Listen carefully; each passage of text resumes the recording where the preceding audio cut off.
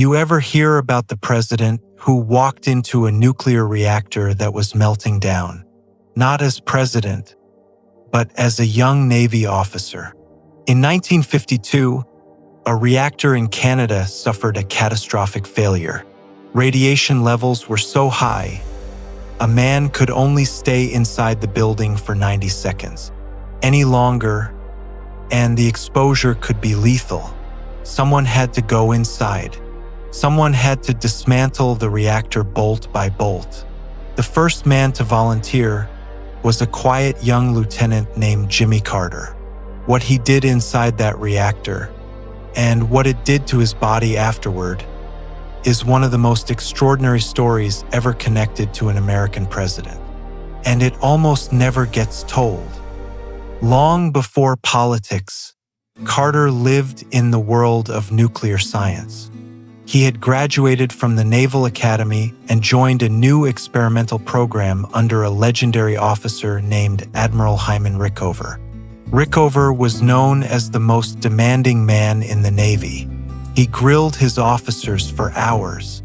He expected absolute precision. And if you made a mistake, you were finished. But Carter thrived under that pressure.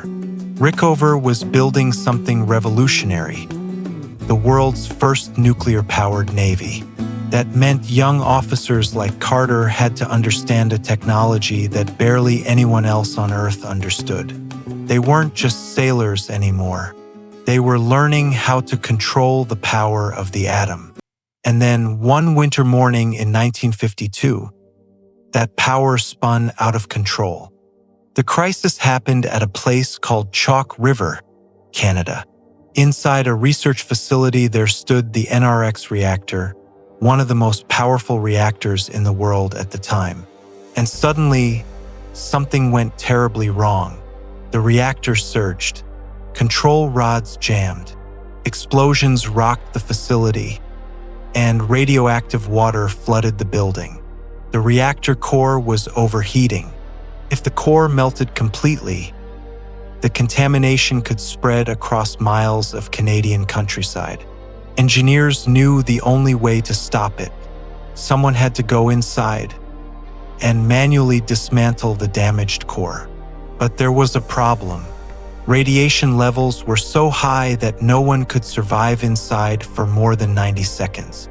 So the engineers came up with a desperate plan, a relay team. Carter and his team studied the reactor carefully. Then they did something remarkable. Outside the building, on a tennis court, they built an exact replica of the reactor. Every bolt, every tool, every step. They practiced the operation again and again until the movements became automatic. Because once they entered the reactor, there would be no time to think. Each man would run in, complete one task, and then run back out before the 90-second timer expired. One mistake, one delay, and the radiation dose could be fatal. It was the most dangerous relay race imaginable. Then came Carter's turn. He pulled on a crude protective suit, little more than rubber and plastic. It wouldn't stop the radiation. Nothing could. The door opened, and he stepped into the reactor building. The air felt thick and metallic. Water dripped from broken pipes. Somewhere deep in the structure, the damaged core was still radiating heat. Carter moved quickly.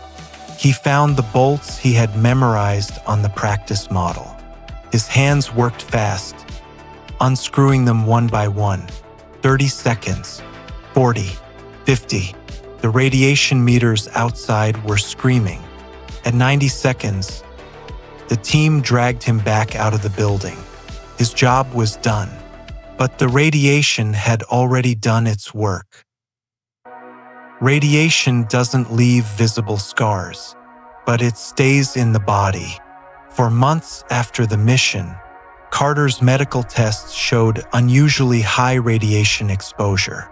His service records reveal that his body remained radioactive long after the operation ended. Doctors monitored him carefully.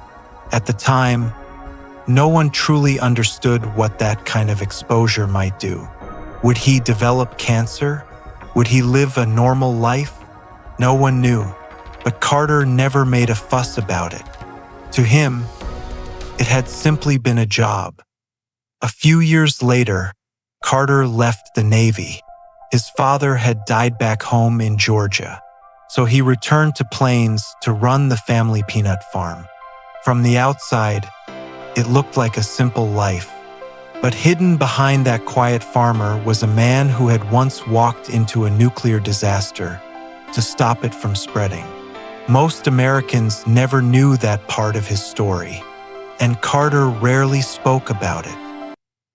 Years later, when Carter ran for president, critics sometimes called him soft, too quiet, too gentle, but they didn't know about the reactor. They didn't know about the 90-second mission. They didn't know that the man they were criticizing had once volunteered to walk into one of the most dangerous environments on Earth. Not for glory, not for headlines, but because someone had to do it.